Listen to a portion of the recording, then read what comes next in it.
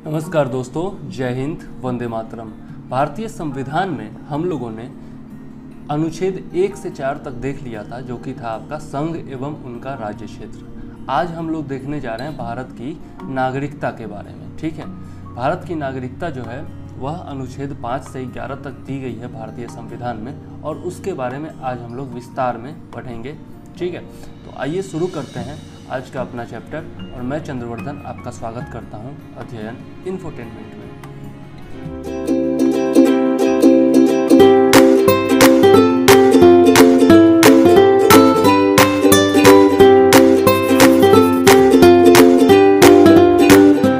ठीक है, तो आइए देखते हैं आज का हमारा चैप्टर, जो कि है भारत की नागरिकता। तो नागरिकता में का अर्थ क्या होता है? नागरिकता का अर्थ होता है व्यक्ति और राज्य के संबंधों की उद्घोषणा।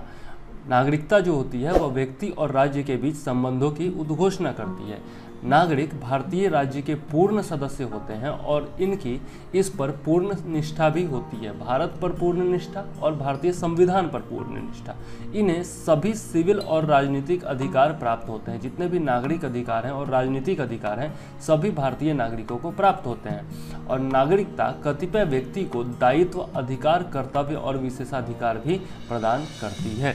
मतलब आपको मौलिक अधिकार प्राप्त होते हैं। इसके अलावा आपको जो है कुछ कर्तव्य भी दिए जाते हैं जिनका आपको पालन करना होता है। ठीक है, जिनमें साधारण कर्तव्य होते हैं, जैसे कि आपका संविधान में निष्ठा रखना। इसके अलावा राष्ट्रगान है या फिर राष्ट्रीय झंडा है, उसका सम्मान करना। यही सब जो है वो साधारण कर्तव्य हैं, जो कि आपका मौलिक कर्तव्यों में अनुच्छेद 4 आपका अनुच्छेद 51 क में दिया हुआ है, भाग 4 क के तहत। ठीक है, तो आगे हम लोग देख लेते हैं कि विदेशी नागरिकों को सभी राजनीतिक और सिविल अधिकार प्राप्त नहीं होते हैं। यह जो है केवल भारतीय नागरिकों को ही प्राप्त होते हैं। और संविधान द्वारा जो है वह केवल भारतीय नागरिकों को प्रदत्त कौन कौन से अधिकार हैं जो कि विदेशियों को प्राप्त नहीं है, वो हम लोग देख लेते हैं।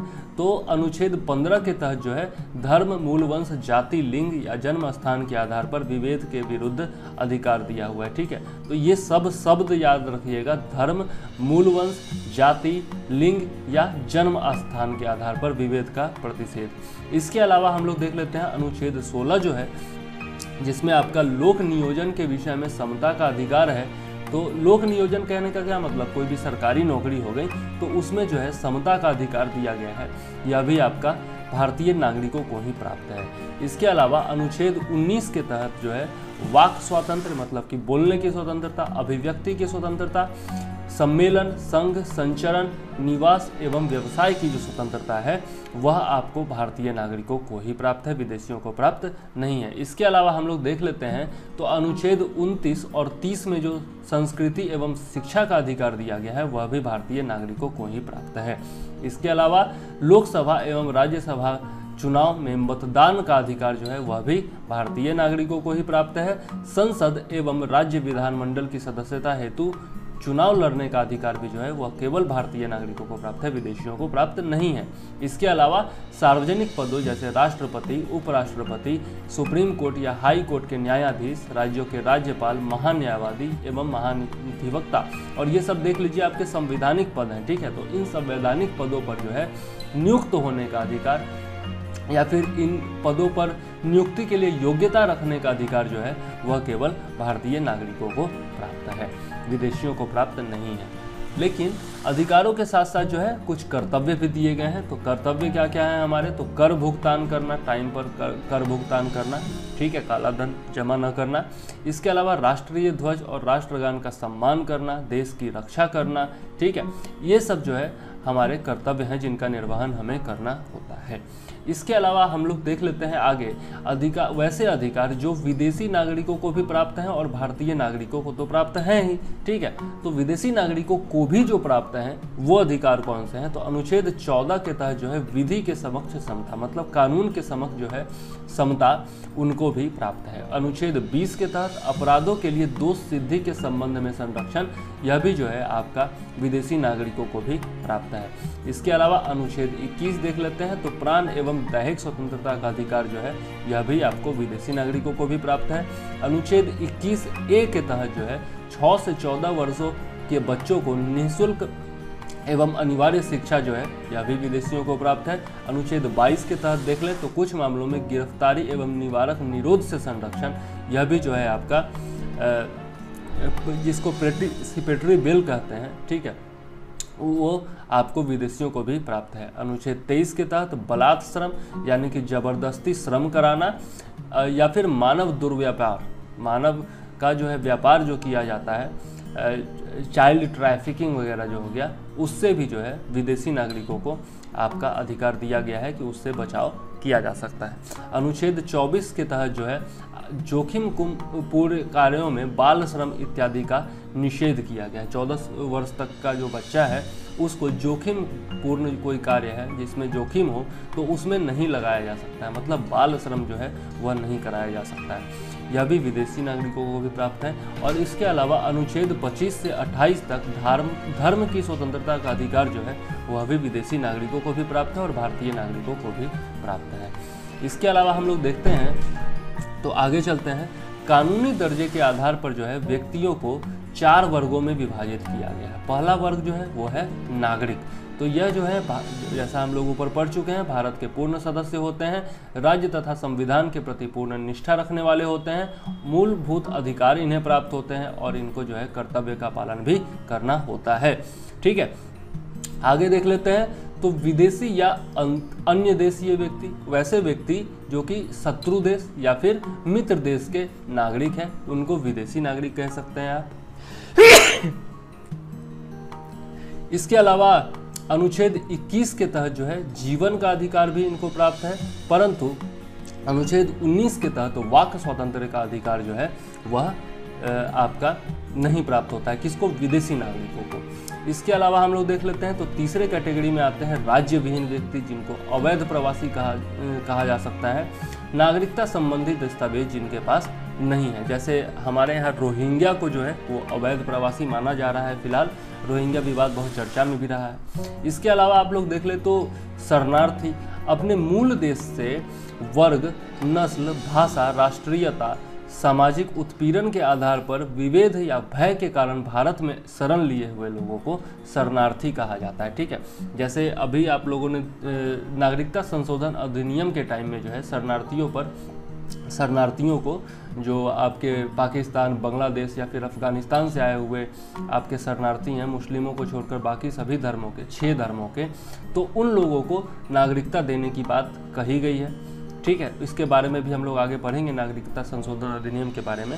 तो वो लोगों को क्या माना जाता है? अवैध प्रवासी नहीं माना जाता है, शरणार्थी माना जाता है। ठीक है, तो जिनके पास जो है अपने देश का वो डॉक्यूमेंट है, नागरिकता से संबंधित डॉक्यूमेंट है, उनको शरणार्थी माना जाएगा। या फिर अगर सरकार कोई भी इस प्रकार का आपका नियम बनाती है, संविधान संशोधन करती है और कुछ लोगों को चाहती है कि यहाँ की नागरिकता मिले, तो उनको जो है शरणार्थी का दर्जा दिया जा सकता है। इसके अलावा हम लोग संवैधानिक उपबंध देख लेते हैं भारतीय नागरिकता के बारे में। तो संविधान के भाग 2 में अनुच्छेद 5 से 11 तक जो है वो नागरिकता के बारे में चर्चा की गई है। इस संबंध में संविधान में अस्थायी या फिर विस्तृत उपबंध जो है वो नहीं किए गए हैं। यह सिर्फ उन लोगों की पहचान करता है जो संविधान लागू होने के समय अर्थात 26 जनवरी 1950 को भारतीय नागरिक बने। ठीक है, तो कोई भी जो है अस्थायी प्रबंध या फिर विस्तृत उपबंध जो है वो संविधान में नहीं किया गया है नागरिकता के संबंध में। ठीक है, संविधान में नागरिकता के अधिग्रहण एवं नागरिकता की हानि की चर्चा नहीं की गई है, मतलब कि नागरिकता ग्रहण करना और नागरिकता की समाप्ति, इसकी चर्चा भी जो है वो संविधान में नहीं की गई है। नागरिकता संबंधी मामलों की व्यवस्था पर संसद को कानून बनाने का अधिकार है। चूंकि संसद को कानून बनाने का अधिकार है, इसीलिए जो है संविधान में इसकी चर्चा विस्तृत रूप से नहीं की गई है। तो संसद ने क्या किया? अब संसद को अधिकार है कानून बनाने का, तो संसद ने कानून बनाया। नागरिकता अधिनियम 1955 जो है वो संसद ने पारित किया। ठीक है, जिसमें 1957, 1960, 1985, 1986, 1992, 2003, 2005, 2015 और हाल ही में जो है 2019 में संशोधन किया गया है, जो कि काफ़ी चर्चा में रहा है। आगे देख लेते हैं तो संविधान निर्माण के उपरांत संविधान जब निर्मित हो गया 26 जनवरी, उसके बाद जो है 4 श्रेणियों में लोग जो है भारत के नागरिक बने थे। ठीक है, पहली श्रेणी वैसे लोगों की है जो कि भारत के मूल निवासी, जिनका जन्म भारत में हुआ हो, उसके माता पिता में से किसी एक का जन्म जो है वो भारत में हुआ हो, या जो संविधान लागू होने से 5 वर्ष पूर्व से भारत में रह रहा हो। तो यह पहली कैटेगरी है। ठीक है, दूसरी कैटेगरी में वैसे लोग आते हैं जो पाकिस्तान से भारत में आए हों और यदि उनके माता पिता जो है या दादा दादी अविभाजित भारत में पैदा हुए हों, मतलब भारत के विभाजन से पहले भारत में पैदा हुए हों और निम्नलिखित 2 शर्तों में से कोई एक पूर्ण करते हो। तो कौन से शर्त हैं वो? यदि वह 19 जुलाई 1948 से पूर्व, क्योंकि इसी तिथि को जो है स्थानांतरण हेतु, जैसे भारत से पाकिस्तान और पाकिस्तान से भारत, स्थानांतरण हेतु जो है परमिट की व्यवस्था लागू हुई थी। तो यदि वह 19 जुलाई 1948 से पूर्व स्थानांतरित हुआ हो एवं प्रवसन की तिथि से उसने सामान्यतः भारत में निवास किया हो। तो पहली शर्त यह हो गई। दूसरी शर्त है कि यदि उसने 19 जुलाई 1948 को या उसके बाद प्रवसन किया हो तो वह भारत के नागरिक के रूप में पंजीकृत हो। पंजीकरण हेतु 6 माह तक भारत में निवास करना आवश्यक है। यह अनुच्छेद 6 में दिया गया। ठीक है, तो इस प्रकार से 2 शर्तें हो गई। उसके बाद तीसरी कैटेगरी वैसे लोगों की है, एक व्यक्ति जो कि 1 मार्च 1947 के बाद भारत से पाकिस्तान स्थानांतरित हो गया हो लेकिन बाद में फिर भारत में पुनर्वास हेतु लौट आया हो, तो भी वह भारत का नागरिक बन सकता है। उसे पंजीकरण प्रार्थना पत्र के बाद 6 माह तक भारत में रहना होगा। यह व्यवस्था 1 मार्च 1947 से 26 जनवरी 1950 तक के लिए थी। यदि 26 जनवरी 1950 के बाद कोई व्यक्ति जो है वो लौटा है भारत में निवास के लिए, तब क्या करना होगा? तो इसकी नागरिकता संबंधी मुद्दों का समाधान जो है वह नागरिकता अधिनियम 1955 के द्वारा किया जाएगा। और यह किस में दिया हुआ है? अनुच्छेद 7 में दिया हुआ है। ठीक, नेक्स्ट देख लेते हैं। तो चौथी कैटेगरी वैसे लोगों की है, वैसे लोगों को नागरिकता दी गई, एक व्यक्ति जिसके माता पिता या दादा दादी अविभाजित भारत में पैदा हुआ लेकिन वह भारत के बाहर रह रहा हो, फिर भी वह भारत का नागरिक बन सकता है यदि उसने भारत के नागरिक के तौर पर पंजीकरण कूटनीतिक तरीके से या पार्षदीय प्रतिनिधि के रूप में आवेदन किया हो। यह व्यवस्था भारत से बाहर रहने वाले भारतीयों के लिए है और यह जो है आपका अनुच्छेद 8 में दिया हुआ है। यह भी इम्पोर्टेंट है, याद रखिएगा। तो विदेशी नागरिकों के लिए या फिर आपका NRIs के लिए जो है नागरिकता का प्रावधान जो है आपका अनुच्छेद 8 में दिया हुआ है। वो लोग जो भारत से पाकिस्तान में स्थानांतरित हो गए थे उनके लिए जो है उपबंध दिया हुआ है अनुच्छेद 7 में। और वैसे लोग जो पाकिस्तान से भारत की ओर आए थे, पाकिस्तान से भारत में स्थानांतरित हुए हों, उनके लिए जो व्यवस्था दी गई है वह आपका अनुच्छेद 6 में दी गई है। तो ये तीनों याद रखिएगा। नेक्स्ट देख लेते हैं अनुच्छेद 9 में क्या दिया गया है। तो नागरिकता संबंधी अन्य भी संवैधानिक प्रावधान है। अनुच्छेद 9 के अनुसार स्वेच्छा से किसी अन्य देश की नागरिकता ग्रहण कर लेने पर भारतीय नागरिकता की समाप्ति हो जाती है। यह भी याद रखिएगा, अनुच्छेद 9 में दिया हुआ है। इसके अलावा प्रत्येक व्यक्ति जो भारत का नागरिक है या समझा जाता है, यदि संसद इस प्रकार से किसी विधान का निर्माण करे तो वह भारत का नागरिक माना जाएगा, यानी कि अनुच्छेद 10 में यह दिया हुआ है। नेक्स्ट अनुच्छेद 11 की बात हम करते हैं। तो संसद को यह अधिकार है कि वह नागरिकता के अर्जन और समाप्ति तथा नागरिकता से संबंधित किसी अन्य सभी विषयों के संबंध में विधि बना सकती है। तो संसद को अधिकार है नागरिकता के संबंध में कानून बनाने का। यह अनुच्छेद 11 में दिया हुआ है, यह भी याद रखिएगा। भारतीय नागरिकता के स्वरूप के बारे में देख लेते हैं। तो भारतीय संविधान जो है वह उसमें एकल नागरिकता का प्रावधान है, जिसमें संपूर्ण देश के लिए एक ही नागरिकता को मान्यता दी गई है। पहले जम्मू कश्मीर के लिए जम्मू कश्मीर की विधानसभा निर्धारित करती थी कि भारत का नागरिक कौन हो, मतलब कि जम्मू कश्मीर का नागरिक कौन होगा कौन नहीं होगा। लेकिन 5 अगस्त 2019 से जो है आपका 370 जो धारा थी और 35 से उसका उन्मूलन हो गया, मतलब कि समाप्त हो गया। और उसके बाद जो है जम्मू कश्मीर के लिए भी जो है वह आपका यही प्रावधान लागू होता है, यही भारत का ही संविधान पूरी तरह से लागू होता है और वहाँ पर भी अब जो है एकल नागरिकता का ही प्रावधान है। ठीक, आगे देख लेते हैं, तो भारतीय नागरिकों को सिर्फ भारत की नागरिकता धारण की अनुमति है। एक साथ कई देशों की नागरिकता जो है भारत के नागरिक धारण नहीं कर सकते, केवल और केवल भारत की नागरिकता ही धारण कर सकते हैं। यदि किसी अन्य देश की नागरिकता धारण करनी है तो उन्हें जो है भारत की नागरिकता छोड़नी होगी या फिर भारत की नागरिकता की समाप्ति हो जाएगी यदि वो स्वेच्छा से किसी अन्य देश की नागरिकता ग्रहण करते हैं। अब देख लेते हैं, तो केवल जो है प्राकृतिक व्यक्ति को नागरिकता प्रदान की जाएगी। विधिक व्यक्तियों जैसे कंपनी या फिर निगम एटसेट्रा जो है उनको जो है नागरिकता भारत की नहीं दी जाएगी। केवल प्राकृतिक कोई व्यक्ति है उसी को नागरिकता दी जाएगी। तो यह जो मामला था वह straight trading corporation of India बनाम कॉमर्शियल टैक्स ऑफिसर वाद में सुप्रीम कोर्ट ने देखा था 1963 में। सुप्रीम कोर्ट ने 1963 में यह फैसला दिया था कि केवल जो है प्राकृतिक व्यक्ति को ही नागरिकता दी जा सकती है, विधिक व्यक्तियों यानी कि कंपनी या फिर निगम इत्यादि को जो है नागरिकता नहीं दी जा सकती। आगे देख लेते हैं, तो एकल नागरिकता के कुछ अपवाद भी हैं। ठीक है, एकल नागरिकता तो है भारतीय संविधान में, लेकिन इसके कुछ अपवाद भी है। जैसे अनुच्छेद 15(1) के तहत जो है आपका लागू तो होता है कि धर्म हो गया, जन्म स्थान हो गया, मूल वंश हो गया इत्यादि के आधार, लिंग हो गया इत्यादि के आधार पर जो है विभेद का प्रतिषेध है। लेकिन कोई राज्य यदि चाहे तो अपने नागरिकों को शिक्षा संस्थानों में विशेष सुविधाएं दे सकती है। ठीक है, जैसे अगर कोई राज्य चाहे, बिहार अगर चाहे, मान लिया कि जो हमारे राज्य में जो शिक्षा संस्थान है उसमें जो है बिहारियों को मान लिया 50% आरक्षण होगा, तो यह प्रावधान किया जा सकता है। ठीक है, इसके अलावा हम लोग देख लेते हैं, तो अनुच्छेद 19(1) के घ तथा अंग के तहत जो है अबाध संचरण या निवास का अधिकार मिलता है भारतीय नागरिकों को। लेकिन 19(5) के तहत जनता या साधारण जनता या फिर अनुसूचित जनजाति के हित में जो है आपका सीमित प्रतिबंध लगाया जा सकता है। जैसे अभी आप देख लीजिए लॉकडाउन में जो है आपका अबाध संचरण जो है वो बंद है, मतलब कि आप बेरोक टोक जो है वो कहीं भी घूम फिर नहीं सकते हैं, अपने घरों में लॉकडाउन है। तो यह जो है 19(5) के तहत किया जा सकता है। तो यह भी जो है एकल नागरिकता का अपवाद है। इसके अलावा अनुच्छेद 16 के तहत हम लोग देख लेते हैं, तो लोक नियोजन में समता का अधिकार तो है, लेकिन राज्य जो है अपने नागरिकों के लिए अलग सुविधा दे सकती है। जैसे बिहार में देख सकते हैं आप लोग,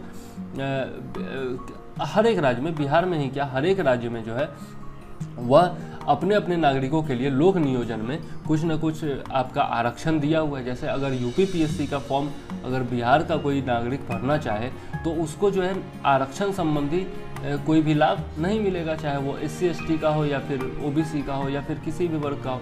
तो आरक्षण संबंधी प्रावधान जो है वो केवल उसी राज्य में लागू होते हैं। लोक नियोजन की अगर हम लोग बात कर लें, नियुक्ति की अगर हम लोग बात कर लें, ऐसा ही हर राज्य के जो सरकार होती है वो अपने नागरिकों के लिए प्रावधान करती है। ठीक, तो यह भी जो है एकल नागरिकता का आपका अपवाद है। अब हम लोग देख लेते हैं नागरिकता अधिनियम 1955 के बारे में। तो संविधान लागू होने के बाद नागरिकता अर्जन, नागरिकता प्राप्त करना या फिर नागरिकता की समाप्ति के संबंध में यह नागरिकता अधिनियम 1955 जो है वह लागू किया गया था। मूल रूप से नागरिकता अधिनियम 1955 ने राष्ट्रमंडल की नागरिकता भी प्रदान की गई है, मतलब कि कॉमनवेल्थ की, परंतु नागरिकता संशोधन अधिनियम 2003 द्वारा जो है इसको निरस्त कर दिया गया था। अब देख लेते हैं, तो नागरिकता के अर्जन के लिए भारत में नागरिकता की प्राप्ति के लिए कुछ 5 शर्तें हैं और 5 प्रकार से जो है भारत की नागरिकता ग्रहण की जा सकती है। वो कौन कौन से हैं? तो पहला है आपका जन्म से नागरिकता। इसमें देख लेते हैं, तो 26 जनवरी 1950 को या उसके बाद किंतु 1 जुलाई 1987 से पहले भारत में जन्मे सभी व्यक्ति भारत के नागरिक होंगे एवं 1 जुलाई 1987 को या उसके बाद, लेकिन नागरिकता संशोधन अधिनियम 2003 लागू होने से पहले जन्मा बच्चा जो होगा वह भारतीय नागरिक होगा यदि उस दौरान उसके माता पिता में से कोई एक भारतीय नागरिक हो। दूसरा है कि नागरिकता संशोधन अधिनियम 2003 लागू होने यानी कि 3 दिसंबर 2004 के बाद भारत में जन्मा व्यक्ति भारतीय नागरिक होगा यदि उसके जन्म के समय माता पिता में से कोई एक भारतीय नागरिक हो तथा दूसरा जो हो वह अवैध प्रवासी न हो। तीसरा है पहले के ही आपका जन्म से नागरिकता के अंतर्गत जो तीसरा पॉइंट है वह है भारत में पदस्थ विदेशी राजनयिक एवं शत्रु देश के बच्चों को भारतीय नागरिकता अर्जन का अधिकार नहीं होता है। ठीक है, तो इस प्रकार से हम लोग देख लिया जन्म से नागरिकता कैसे प्राप्त होती है। अब हम लोग देख लेते हैं वंशानुगत नागरिकता यानी कि वंश के आधार पर नागरिकता। तो 26 जनवरी 1950 से लेकर 10 दिसंबर 1992 के बीच देश से बाहर जन्मे व्यक्ति के जन्म के समय उसके माता पिता यदि भारतीय नागरिक हों तो उन्हें नागरिकता मिल जाएगी। 10 दिसंबर 1992 को या उसके बाद देश से बाहर जन्मे व्यक्ति के जन्म के समय माता अथवा पिता में से कोई एक भारतीय नागरिक होना जरूरी है, तभी उसे भारतीय नागरिकता मिलेगी। नेक्स्ट देख लेते हैं हम लोग पंजीकरण के द्वारा। तो पंजीकरण के द्वारा कैसे नागरिकता मिलती है। भारतीय मूल का कोई व्यक्ति जो नागरिकता आवेदन से पूर्व 7 वर्षों तक भारत में रहा हो, तो यह इंपॉर्टेंट पॉइंट है कि 7 वर्षों तक भारत में रहा होगा तभी उसको पंजीकरण के द्वारा जो है भारत की नागरिकता मिलेगी। भारतीय नागरिक से विवाहित व्यक्ति जो नागरिकता आवेदन देने से पूर्व 7 वर्ष तक भारत में रहा हो, या फिर भारतीय नागरिकों के जो नाबालिग बच्चे हैं, जैसे हम लोग जो है भारतीय नागरिक है तो हमारे जो बच्चे होंगे, नाबालिग बच्चे जो होंगे, उनका आप देखते होंगे हॉस्पिटल में पंजीकरण कराया जाता है, या फिर हॉस्पिटल से भी आ गए तो आप ब्लॉक में जाकर के पंजीकरण करा लेते हैं, रजिस्ट्रेशन करा लेते हैं और उनका जन्म प्रमाण पत्र बना लेते हैं, जिससे वो भारतीय नागरिक बन जाते हैं। ठीक है, तो इस प्रकार से हम लोगों ने 3 प्रकार देखा। अब हम लोग देख लेते हैं देशीयकरण के द्वारा। संबंधित देश में, मतलब कि किसी और देश में कोई नागरिक रह रहा था और अब जो है भारत में आ गया है, क्योंकि संबंधित देश में एक निश्चित अवधि तक उसने निवास किया हो लेकिन अवैध प्रवासी नहीं हो, तो उसको देशीयकरण के द्वारा जो है वह आपका दिया जा सकता है, भारत की नागरिकता दी जा सकती है। और देशीयकरण के द्वारा जो आपका नागरिकता है उसी में संशोधन किया गया था, संविधान संशोधन, आपका नागरिकता संशोधन अधिनियम 1919 में, जिस पर इतना ज़्यादा बवाल हुआ। ठीक है, सिर्फ इस प्रावधान में जो है वह संशोधन उसमें किया गया था। तो संबंधित देश में, यानी कि अगर 1919 ये आपका 2019 के संशोधन के बारे में देखें तो संबंधित देश कौन कौन हो गया, भारत, ये आपका अफगानिस्तान हो गया, पाकिस्तान हो गया और बांग्लादेश हो गया। तो संबंधित देश में एक निश्चित अवधि तक निवास किया हो लेकिन अवैध प्रवासी नहीं हो, किसी ऐसे देश का नागरिक हो जहां भारतीयों को देशीयकरण के द्वारा नागरिकता नहीं मिलती हो, अन्य देश की नागरिकता त्याग कर भारत की नागरिकता ग्रहण करे, 8वीं सूची में वर्णित भाषाओं में से किसी एक का अच्छा ज्ञाता हो, अच्छे चरित्र वाला हो, चरित्र उसका अच्छा होना चाहिए, लेकिन एक विशेष उपबंध के तहत जो है यह छूट दी गई है कि यदि कोई व्यक्ति विज्ञान, दर्शन, कला, साहित्य, विश्व शांति या मानव विकास का विशेष कार्य कर चुका हो तो उसे उपर्युक्त, मतलब कि ऊपर की जितनी शर्तें हैं देशीयकरण के मामले में, तो उन सब से जो है वो छूट दी जा सकती है, लेकिन उसको क्या करना होगा कि संविधान के प्रति निष्ठा की शपथ लेनी होगी। तो इस प्रकार से हम लोगों ने देखा देशीयकरण के द्वारा किस प्रकार नागरिकता मिलती है। अब लास्ट जो है हमारा वो है क्षेत्र समाविष्टि के द्वारा। यदि भारत जो है किसी अन्य क्षेत्र का अधिग्रहण करता है या भारतीय क्षेत्र में किसी नए क्षेत्र को सम्मिलित किया जाता है तो उस नए क्षेत्र के जो नागरिक होंगे वह स्वयं ही भारतीय नागरिक बन जाते हैं। ठीक, अब हम लोग देख लेते हैं नागरिकता की समाप्ति के बारे में। तो जिस प्रकार से नागरिकता ग्रहण करने के लिए आपका नियम बनाए गए हैं, उसी तरह से नागरिकता की समाप्ति के लिए भी नियम बनाए गए हैं। तो समाप्ति के लिए क्या क्या नियम है। पहला है नागरिकता का परित्याग, मतलब कि पूर्ण आयु व क्षमता का कोई भारतीय नागरिक निर्धारित प्रारूप के तहत नागरिकता के त्याग की घोषणा कर सकता है, लेकिन यदि केंद्र सरकार या फिर भारत सरकार जो है वह युद्ध में व्यस्त है तो इस घोषणा को वो रोक सकती है। ठीक है, ऐसे व्यक्ति का प्रत्येक नाबालिग बच्चा भारतीय नहीं रहेगा, हालांकि बच्चा जो है वह 18 वर्ष की आयु प्राप्त करने के बाद जो है भारतीय नागरिकता ग्रहण कर सकता है। ठीक, अब दूसरा है आपका बर्खास्तगी। तो किसी भारतीय नागरिकता प्राप्त व्यक्ति द्वारा स्वेच्छा से किसी अन्य देश की नागरिकता ग्रहण करने पर भारतीय नागरिकता जो है वह स्वतः समाप्त हो जाती है, लेकिन यदि भारत सरकार युद्धरत हो तब सरकार द्वारा सहमति प्रदान करने तक जो है यह व्यवस्था लागू नहीं होती है, यह शर्त है। नेक्स्ट देख लेते हैं तीसरा, तो वंचित किए जाने पर। तो ऐसा व्यक्ति जो देशीयकरण या पंजीकरण के द्वारा भारतीय नागरिक बना हो निम्नलिखित आधारों पर सरकार के आदेश पर नागरिकता से वंचित किया जा सकता है। यदि नागरिकता प्राप्ति करने के लिए उसने क्या किया हो, वास्तविकता को छुपाया हो, अपनी वास्तविकता का उद्घाटन नहीं किया हो, छल किया हो या फिर झूठ का प्रयोग किया हो नागरिकता ग्रहण करने के लिए, या फिर भारतीय संविधान का अनादर या अनिष्ठा की, भारतीय संविधान का अनादर किया हो, मतलब कि आदर नहीं किया हो, या फिर इसमें अनिष्ठा की अभिव्यक्ति किसी भी माध्यम से किया हो, तो ऐसे नागरिकों की नागरिकता जो है समाप्त कर दी जाती है, उनको वंचित करा दिया जाता है। या फिर तीसरी शर्त क्या है कि जब भारत युद्धरत हो, मतलब कि भारत का किसी दूसरे देश के साथ युद्ध चल रहा हो और उसने शत्रु देश को कोई गोपनीय सूचना दी हो, या फिर अवैध व्यापार में लिप्त रहा हो, या फिर राष्ट्र विरोधी गतिविधियों में संलग्न रहा हो, तो उसको भी जो है भारतीय नागरिकता से वंचित कराया जा सकता है। नेक्स्ट देख लेते हैं। तो पंजीकरण या देशीयकरण के बाद 5 वर्षों में व्यक्ति को कोई अन्य देश में जो है 2 वर्ष के कारावास की सजा मिला हो, तब भी आपका नागरिकता से उसे वंचित करा दिया जाएगा। और नागरिक सामान्य रूप से 7 वर्षों से भारत के बाहर रह रहा हो, तब भी जो है उसको भारतीय नागरिकता से वंचित करा दिया जाएगा। और यहाँ पर 7 वर्षों से बाहर रहने का मतलब क्या है कि किसी भी आपका भारतीय संस्था जो कि विदेश में है उसमें कार्य नहीं कर रहा हो, या फिर वैसे किसी ग्रुप का सदस्य न हो जिसका भारत भी सदस्य है। मतलब कि अगर मान लिया यूनाइटेड स्टेट्स में काम कर रहा हो या आपका संयुक्त राष्ट्र में काम कर रहा हो और उसके कारण जो है वह सामान्य रूप से 7 वर्षों से बाहर रह रहा हो, तब उसकी नागरिकता जो है वो उसको नागरिकता से वंचित नहीं कराया जाएगा, क्योंकि भारत भी जो है वो संयुक्त राज्य का जो है सदस्य है। ठीक है, यूनाइटेड स्टेट्स का आपका यूनाइटेड नेशंस का सदस्य है।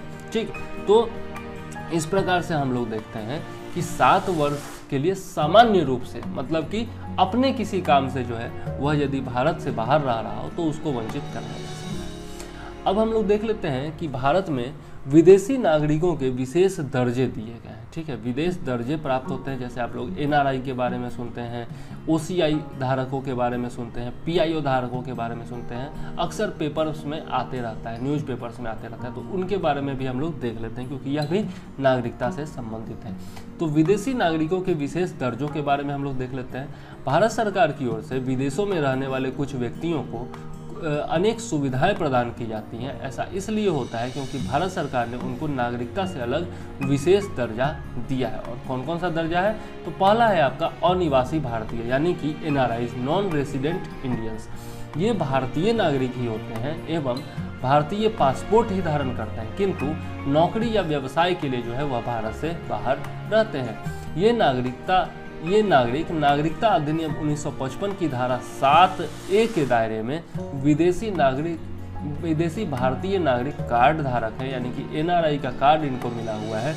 जिन व्यक्तियों के पास भारतीय मूल के व्यक्ति यानी person of Indian origin card है और जो 19 अगस्त 2002 को केंद्र सरकार द्वारा जारी एक अधिसूचना के तहत पंजीकृत हैं, उन्हें विदेशी भारतीय नागरिक कार्ड धारक कहा जाएगा, यानी कि NRI कार्ड धारक कहा जाएगा।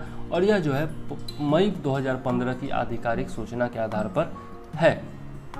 आगे देख लेते हैं। तो भारतीय मूल के व्यक्ति यानी कि PIO, person of Indian origin किन्हें कहा जाता है? तो वह व्यक्ति जिसके पूर्वज या वह स्वयं भारत के नागरिक रहे हैं परंतु वर्तमान में किसी अन्य देश के नागरिक हैं, भारतीय मूल के व्यक्ति कहे जाते हैं। अक्सर आप लोग पेपर में देखते होंगे कि फलाना भारतीय मूल के व्यक्ति को जो है ट्रंप प्रशासन में स्थान दिया गया या फिर किसी अन्य देश में मुख्य न्यायाधीश बनाया गया, किसी फलाने भारतीय मूल के व्यक्ति को नोबेल पुरस्कार दिया गया। तो ये भारतीय मूल का व्यक्ति कौन होता है, इसके बारे में यहाँ पर चर्चा की जा रही है, यानी कि PIO के बारे में चर्चा की जा रही है।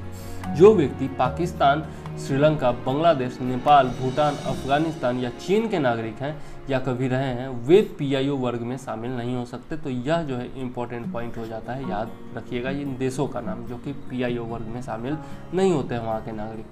आगे देख लेते हैं। तो OCI के बारे में हम लोग देखते हैं, जिनको भारत के समुद्र पारीय नागरिक कहा जाता है या फिर ओवरसीज सिटीजन्स ऑफ इंडिया कहा जाता है। तो कोई भी व्यक्ति जो बांग्लादेश या पाकिस्तान एवं भारत सरकार द्वारा इस परियोजना में शामिल किसी अन्य देश का नागरिक नहीं है और न ही कभी रहा है, निम्नलिखित में से कोई शर्त पूरी करके वह OCI की श्रेणी में आ सकता है।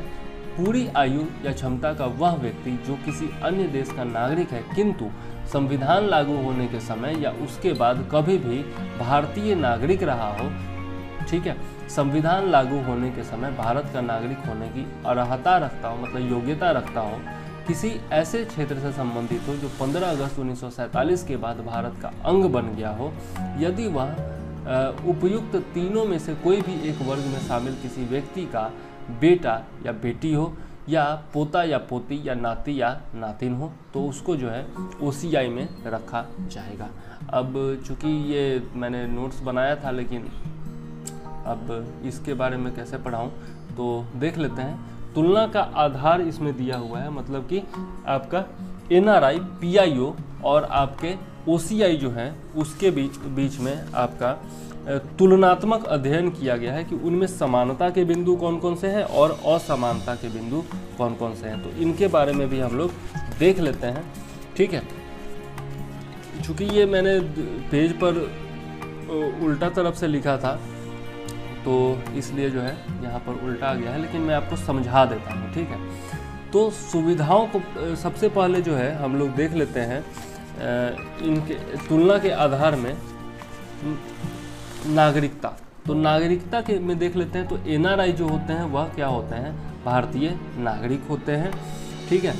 और इनका साधारण निवास जो होता है वह विदेश में होता है, ठीक, सामान्य रूप से या विदेश में रहते हैं। उसी तरह से PIO जो है वह विदेशी नागरिक होते हैं और OCI भी जो होते हैं वो विदेशी नागरिक होते हैं। और साधारण निवास जो है वह तीनों का विदेश में ही होता है, NRI हो, PIO हो या OCI।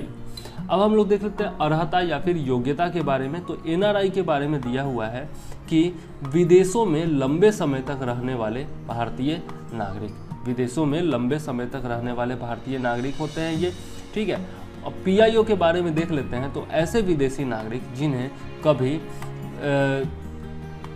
कभी भारतीय पासपोर्ट धारण किया हो, जिन्होंने और जिनके माता पिता, नाना नानी, दादा दादी में से कोई एक भारत शासन अधिनियम 1935 के अंतर्गत परिभाषित भारत का नागरिक रहा हो अथवा किसी ऐसे क्षेत्र का निवासी था जो 15 अगस्त 1947 के बाद भारत का अंग बन गया हो, तो उस व्यक्ति और उसके वैवाहिक संबंधी को PIO माना जाता है। यहाँ पर आप देख सकते हैं, थोड़ा सा उल्टा देखना पड़ेगा लेकिन देख लीजिए। अब देखते हैं कि पाकिस्तान, नेपाल, भूटान, बांग्लादेश, चीन, अफगानिस्तान के नागरिक जो है वह इसमें शामिल नहीं हो सकते। यह हम लोग ऊपर भी देख चुके हैं। केंद्र सरकार इस सूची में कुछ अन्य देशों को भी शामिल कर सकती है, यह भी हम लोग ऊपर देख चुके हैं। अब हम लोग आ जाते हैं OCI के बारे में देखते हैं। तो वह विदेशी नागरिक जो 26 जनवरी 1950 को भारत का नागरिक होने के लिए योग्य था या इस तिथि या इसके बाद कभी भी भारतीय नागरिक था या किसी क्षेत्र का नागरिक था जो 15 अगस्त 1947 के बाद भारत का अंग बन गया हो, वह तथा उसके पुत्र पुत्री, पोता पोती, नाती नातिन OCI दर्जे के लिए जो है वह योग्य या फिर अर्ह हैं, ठीक है। वैवाहिक संबंधी जो है वह योग्य नहीं है। हालांकि नागरिकता संशोधन अधिनियम 2015 के अनुसार OCI कार्ड धारक उन वैवाहिक संबंधियों का भी बन सकेगा, मतलब कि उन वैवाहिक संबंधियों का भी OCI कार्ड बन सकेगा जिनके विवाह को 2 वर्ष हो चुके हैं। तो यह जो है 2015 के संशोधन अधिनियम के बारे में दिया गया है। पहले क्या था कि जो वैवाहिक संबंधी है यानी कि पति या फिर पत्नी है किसी का, तो वह जो है योग्य नहीं हुआ करता था। लेकिन अब क्या हो गया है कि अगर विवाह का 2 वर्ष पूर्ण हो गया हो तो जो है वह उसको OCI कार्ड जो है उसका बन सकता है। अब इसमें क्या है, तो पाकिस्तान व बांग्लादेश के लोगों या फिर उनके परिवार के लोगों को यह दर्जा नहीं प्राप्त होगा, ठीक है। तो इस प्रकार से हम लोगों ने देख लिया योग्यता के बारे में। अब हम लोग चलते हैं कुछ सुविधाओं को देख लेते हैं जो कि इन्हें प्राप्त होता है। तो NRI के बारे में अगर हम लोग देखें तो केंद्र सरकार के द्वारा घोषित सभी नागरिक सुविधाएं जो है वो इन्हें प्राप्त होती है। अब हम लोग देख लेते हैं PIO के बारे में। तो PIO के बारे में यहाँ पर आप देख सकते हैं कि 15 वर्षों तक वीज़ा की ज़रूरत नहीं होती है इनको। एक यात्रा में 180 दिनों तक पंजीकरण कराने में छूट मिलती है यह अवधि बीत जाने पर 30 दिनों के भीतर जो है पंजीकरण कराना अनिवार्य होता है। मतलब कि 180 दिन तक तो जो है वह एक बार यदि यात्रा कर रहे हैं तो लगातार जो है 80 दिनों तक जो है पंजीकरण कराने में छूट मिलती है। लेकिन यदि 180 दिन से ज़्यादा हो जाता है तो 30 दिनों के भीतर जो है इनको पंजीकरण कराना अनिवार्य हो जाता है। अब अनिवासी भारतीयों को मिलने वाले जितनी भी सुविधाएं हैं, आर्थिक सुविधाएं, वित्तीय सुविधाएं और शैक्षणिक सुविधा, यह तो प्राप्त होती है, किंतु ये लोग जो है वह कृषि संपत्ति या फिर बागान जो है वो नहीं खरीद सकते हैं। ठीक है, और आगे देख लेते हैं हम लोग OCI के बारे में। तो इनका जो है जीवन पर्यंत वीज़ा जो है वह लगता है। किसी भी लंबी यात्रा, कितनी भी लंबी यात्रा होने पर जो है इनको पंजीकरण की आवश्यकता नहीं होती है। अनिवासी भारतीयों को मिलने और बाकी जो सुविधा के बारे में है, तो जो अनिवासी भारतीयों यानी कि NRIs को जो भी सुविधा मिलेगी, आर्थिक, वित्तीय और शैक्षणिक सुविधा, यह तो उपलब्ध होगा, लेकिन कृषि संपत्ति या फिर बागान खरीदने की छूट नहीं होगी। ठीक है, तो यह लास्ट पॉइंट जो है वह PIO के ही समान है। अब हम लोग देख लेते हैं तो किन कार्यों की अनुमति है इनको। तो सामान्य नागरिक द्वारा किए जाने वाले जितने भी कार्य हैं वो सभी कार्य करने की अनुमति किसको है? NRIs को है। ठीक है, अब हम लोग देख लेते हैं PIO के बारे में। तो PIO जो है उनको पर्वतारोहण, मिशनरी कार्य, आपका अनुसंधान या फिर प्रतिबंधित क्षेत्रों की यात्रा के लिए जो है विशेष अनुमति की आवश्यकता होती है, और यही जो है आपका सेम वो OCI के लिए भी लागू होता है। अब हम लोग देख लेते हैं भारतीय नागरिकता की अर्हता। तो जो आपके NRIs हैं वो तो भारतीय नागरिक ही है। PIOs के बारे में देख लेते हैं। तो कम से कम 7 वर्षों तक लगातार भारत में निवास करने के बाद ही जो है ये आवेदन कर सकते हैं। इसके अलावा OCIs के बारे में देख लेते हैं। तो पंजीकरण के 5 वर्षों के बाद आवेदन कर सकते हैं, किंतु आवेदन से पूर्व जो है पंजीकरण के 5 वर्षों के बाद आवेदन कर सकते हैं, किंतु आवेदन से पूर्व जो है पूरे 1 वर्ष तक जो है इनको भारत में रहना होगा। अब हम लोग देख लेते हैं मताधिकार के बारे में। तो मताधिकार के बारे में देखें तो NRIs को जो है मताधिकार जो है आपका प्राप्त है। और देखते हैं जो आपका बैलेट खुलता है, तो बैलेट बॉक्स खुलने से पहले जो है आपका सबसे पहले NRIs जो है उन्हीं का पोस्टल बैलेट खुलता है, जिसमें NRIs द्वारा जो आपका मतदान किया हुआ होता है उसी की गिनती सबसे पहले की जाती है। ठीक है, तो आपका मताधिकार जो है वह प्राप्त है NRIs को। आपका जो PIOs हैं और OCIs हैं इनको जो है ये मताधिकार जो है वह नहीं मिला हुआ है, मतलब ये लोग जो है वो चुनाव में मतदान नहीं कर सकते हैं। आगे देख लेते हैं संवैधानिक पदों पर नियुक्ति के बारे में। तो संवैधानिक पदों पर भी जो है NRIs की नियुक्ति हो सकती है, OCIs और आपका PIOs की नियुक्ति नहीं हो सकती है। आगे देख लेते हैं भारत में शिक्षा का अधिकार। तो भारत में शिक्षा का अधिकार जो है वह NRI कोटा में सबको प्राप्त है, मतलब कि NRI को भी प्राप्त है, OCI को भी प्राप्त है और PIO को भी प्राप्त है। तो NRI कोटा में ही वो लोग जो है सब लोग शिक्षा ग्रहण कर सकते हैं। अब नेक्स्ट देख लेते हैं भारत में भारतीय मुद्रा में खाता खोलने की सुविधा है या नहीं है। तो तीनों को जो है भारतीय मुद्रा में आपका खाता खोलने की सुविधा दी गई है। ठीक, अब हम लोग चलते हैं नेक्स्ट, हमारा 2 पॉइंट बचा हुआ है। आपका पहला है नागरिकता संशोधन अधिनियम 2015। तो नागरिकता संशोधन अधिनियम 2015 के बारे में देख लेते हैं कि यह जो है इसके माध्यम से नागरिकता संबंधी कानूनों में भारतीय प्रवासियों या प्रवासी भारतीयों के पंजीकरण को अधिक सरल या फिर उदार बनाने के साथ साथ उनसे जुड़े प्रावधानों को लागू करने में आ रही खामियों को हल करने का प्रयास किया गया है। यह 6 जनवरी 2015 से लागू हुआ। ठीक है, 6 जनवरी 2015 से लागू हुआ, जिसमें कौन कौन से संशोधन थे वो हम लोग देख लेते हैं। तो वर्तमान में भारतीय नागरिकता के लिए भारत में लगातार 1 वर्ष तक रहना अनिवार्य है, लेकिन अगर केंद्र सरकार चाहे या फिर संतुष्ट हो तो विशेष परिस्थितियों में इसमें छूट दी जा सकती है। इस प्रकार की विशेष परिस्थितियों में उनका लिखित विवरण दर्ज करने के उपरांत विशेष 12 माह के लिए छूट दी जाएगी, जो अधिनियम 30 दिनों के लिए भिन्न भिन्न अंतरालों में दी जाएगी। नेक्स्ट देख लेते हैं। तो भारतीय नागरिकों के OCI नाबालिग बच्चों के प्रवासी भारतीय के रूप में पंजीकरण की व्यवस्था को उदार बनाया जाएगा। तीसरा संशोधन था कि भारतीय नागरिकों के बच्चों, पोते पोतियों या पर पोते पोतियों, मतलब कि ग्रैंड चिल्ड्रेन और ग्रैंड चिल्ड्रन जो हैं उनको प्रवासी भारतीय नागरिक के रूप में पंजीकरण का अधिकार होगा। और इसके बाद का संशोधन देख लेते हैं। तो कुछ शर्तों के साथ धारा 7A के तहत पंजीकृत भारतीय नागरिक के पति पत्नी या किसी भारतीय नागरिक के पति पत्नी के प्रवासी भारतीय के रूप में पंजीकरण की व्यवस्था इसमें की गई है। और सबसे इम्पोर्टेंट है कि अब जो है PIO कार्ड योजना को समाप्त कर दिया गया है और सभी जारी POI कार्डों को OCI कार्डों का दर्जा दे दिया गया है। किसके द्वारा? तो नागरिकता संशोधन अधिनियम 2015 के द्वारा। तो यह याद रखिएगा कि PIO कार्ड को समाप्त कर दिया गया था इसके द्वारा।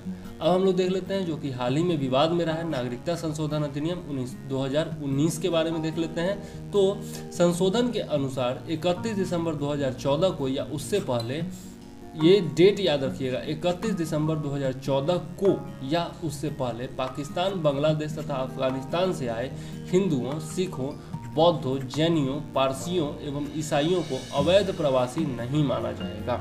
इसके लिए केंद्र सरकार विदेशी अधिनियम 1946 और पासपोर्ट यानी कि भारत में प्रवेश अधिनियम 1920 में भी छूट प्रदान करेगी। 1946 और 1920 के अधिनियम जो है वो केंद्र सरकार को भारत में विदेशियों के प्रवेश, निकास और निवास को नियंत्रित करने की शक्ति प्रदान करते हैं। यह प्रावधान संविधान की 6ठी अनुसूची में शामिल असम, मिजोरम, मेघालय और त्रिपुरा के आदिवासी क्षेत्रों में लागू नहीं होगा। तो ये चारों राज्य याद रखिएगा, ठीक है। इसके अलावा यह प्रावधान जो है, यह अधिनियम जो है, यह बंगाल ईस्टर्न फ्रंटियर रेगुलेशन 1873 के तहत इनर लाइन में आने वाले क्षेत्रों में लागू नहीं होगा। जहाँ पर भी इनर लाइन परमिट की व्यवस्था की गई है वहाँ पर भी जो है यह लागू नहीं होगा। और इनर लाइन परमिट की व्यवस्था जो है वो किसके तहत की गई थी? बंगाल ईस्टर्न फ्रंटियर रेगुलेशन 1873 के तहत की गई थी। और जो आपका इनर लाइन परमिट है वो वर्तमान में अरुणाचल प्रदेश, मिजोरम और नागालैंड में लागू है। और इसी इनर लाइन परमिट के माध्यम से जो है भारतीयों की यात्रा का विनियमन यहाँ पर इन क्षेत्रों में किया जाता है। तो अरुणाचल प्रदेश, मिजोरम और नागालैंड में इनर लाइन परमिट लागू है, यह जरूर याद रखिएगा, ठीक है। तो इस प्रकार से हम लोगों ने आज का अपना चैप्टर समाप्त किया जो कि नागरिकता चैप्टर है। उम्मीद है आपको अच्छा लगा होगा वीडियो, और अच्छा लगा है तो ज़रूर जो है आप लाइक कर दीजिए, सब्सक्राइब कर दीजिए और शेयर कर दीजिए, ठीक है। यही लास्ट में कहूँगा। और ऑनलाइन पूरा वीडियो जरूर देखा करिए, डेली एक एक चैप्टर करके समाप्त हो रहा है। अगर आप शुरुआत से चैनल से जुड़ जाएंगे तो आपको बहुत ज़्यादा लाभ होने वाला है, क्योंकि दिसंबर तक जो है वो सारा आपका कंप्लीट कर दिया जाएगा सिलेबस, ठीक है। और जाते जाते एक और बात कह देता हूँ, 1 अगस्त से जो है आपका शुरू हो रहा है BPSC का बैच शुरू हो रहा है व्हाट्सएप पर, जिसमें आप जुड़ जाइए तो आपको बहुत ज़्यादा लाभ होने वाला है। यह आपका BPSC 66 के लिए जो है आपका बैच है। और इसमें जो है आपको दृष्टि नोट्स दिए जाएंगे, दृष्टि के आपका टोटल DLP नोट्स दिए जाएंगे दृष्टि के। इसके अलावा जो है आपका जो मैं करंट अफेयर्स बनाता हूँ वो दिए जाएंगे, और आपके टेस्ट सीरीज भी कराए जाएंगे, ठीक है। तो इसका जो फ़ी होगा वह मात्र 2500 रुपये होगा, ठीक है। सिर्फ 2500 रुपये फ़ी होगा इसका। और अवधि जो होगी, कोर्स की जो अवधि होगी वह आपकी 9 माह की होगी। 9 माह तक यह पूरा कोर्स चलेगा। और जो फ़ी होगा वो मात्र 2500 रुपये होगा। आपको दृष्टि नोट्स दिया जाएगा और करंट अफेयर्स नोट्स दिया जाएगा, आपका बिहार विशेष का नोट्स दिया जाएगा, हिंदी का नोट्स दिया जाएगा, स्टैटिस्टिक्स का नोट दिया जाएगा। मतलब PT और मेंस की संपूर्ण तैयारी जो है इसमें कराई जाएगी 9 माह तक, ठीक। तो ज़रूर जुड़िए इस प्रोग्राम से, ठीक है। इसके बारे में भी मैं एक वीडियो बना चुका हूं, तो डिटेल्स अगर आप जानना चाहते हैं उसमें देख सकते हैं। इसके अलावा BPSC के पैटर्न और उसकी तैयारी के संबंध में भी मैंने वीडियो बनाया है, तो वो भी आप लोग देख सकते हैं, ठीक है। तो इसी के साथ मुझे दीजिए इजाज़त। जय हिंद, वंदे